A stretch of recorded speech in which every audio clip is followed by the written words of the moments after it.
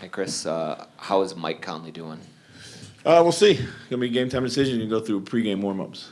So. Did it come up right just coming out of the last game? It happened on the very final play of the last game. Okay. I mean, it was corner 3. So. If he's unable to go, do you look at Monte or J-Mac, or like how do you kind of account for the loss? Yeah, for sure. We're gonna have to, probably add to the rotation, which we're looking to do anyway. So.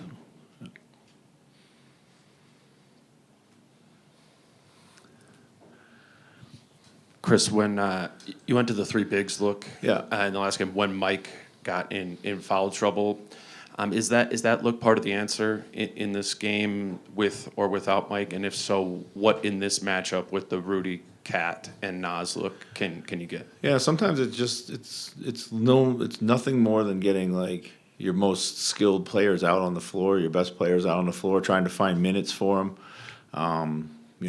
Kind of the rotation's shrunk by a player or a player and a half anyway. So that's really what it was, and the actually lineup looked pretty good. So, Chris, what do you want to see out of Jaden offensively tonight? yeah, I mean, I think just keep confident. His shot's not been falling, but he's gonna get them. Stay in the flow of the offense. He did a good job of attacking off the catch, getting downhill. Keep going to the offensive glass. Get out and run. All the things we asked him to do, I think he's fine. I mean, I know it was early in this series, was a little frustrated that he wasn't shooting the ball well, but I haven't noticed that's bothering him too much lately. So. Coach, in terms of details within a game, what intangibles are missing in the 2 games at home that were there in the first? Yeah, I mean, they were very different games. I thought the intangible in Game 3 was very much like physicality, kind of mindset stuff. We looked a step slow. Game 4 was more about composure. I thought, certainly had the beginning of the second quarter and the end of the second quarter. That was really the story of the game for me, that 5 minutes between those 2.5-minute stretches where it put 10, 12 points into the game against a team that, executes well, was making shots at a high level, doesn't beat themselves, plays at the even keel. I thought then we started like gambling defensively and kind of coming away from the game plan and doing a lot of things, just trying to make something happen, and we kind of lost our composure there. So when you look at large parts of that game, I thought we played pretty well.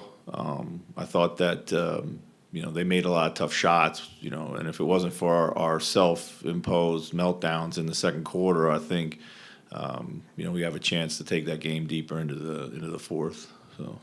What helps prevent maybe a loss of composure? Is it guys collectively coming together to tell each other to move on from a bad call, or kind of how do you kind of or what does good composure look like for you guys? I think it's we gotta I think we were bothered by fouls we weren't getting. I think we were bothered by shots that weren't going in. We were bothered by things that were happening to us. Can't afford that. They've been playing a little bit quicker. To keep us out of half-court defense, they've gotten loose in transition, and a lot of that has been just kind of old habits that creep back in about getting back and losing focus and not getting on to the next play quick enough. What is it about this building, Chris, that brings out the best in your guys? I don't know. I mean, we've been a good road team regardless of what building we play in. I think focus is there. I've long said I love road games just because everything during the day is about the game. When you wake up, when you get to the bus, when you go to shoot around, when you come back and eat, when you nap, all that stuff is very set for you. At home, tend to be a little bit more distractions. So, Chris, probably the best your group looked all series is in Game 2. Yeah. You only had certain personnel available to you Yeah. in that game.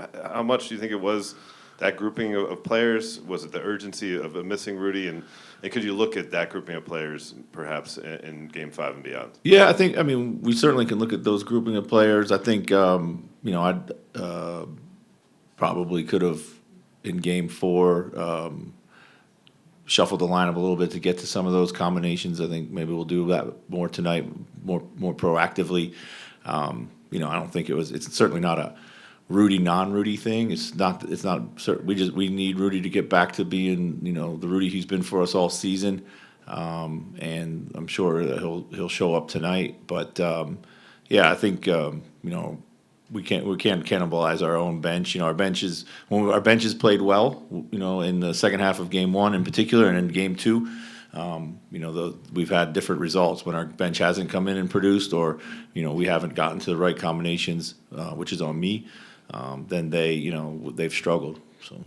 Chris, if you do have to lean on Monte a little bit more tonight, how close to 100% is he right now with the hand? Yeah, I mean, well, no, you know, knowing Monte, he's 100%. He's ready to go. He's not gonna, you know, there's no excuses there. I don't think anybody out there on that floor is 100% with the bumps and bruises everyone's carrying. So it shouldn't be a factor. You mentioned Rudy being back to being Rudy. Yeah. He got fined $75,000 by the league today for Yeah. the gesture. Do you think the officiating gets to him and it lingers on for a few plays when you see displays as benign as they may be? Do you think it sort of sticks a little bit and he doesn't have the next play mentality? I mean, I think sometimes he gets frustrated. I think, you know, it's long been the case that big guys in this league, they're tough to officiate. You know, they really are. I'm pretty sure Rudy's taken more shots to the head that haven't been called or reviewed than most people in the league.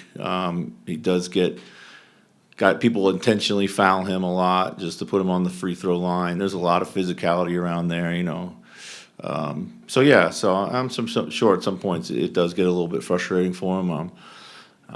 You know, disappointed in the gesture, in the fine.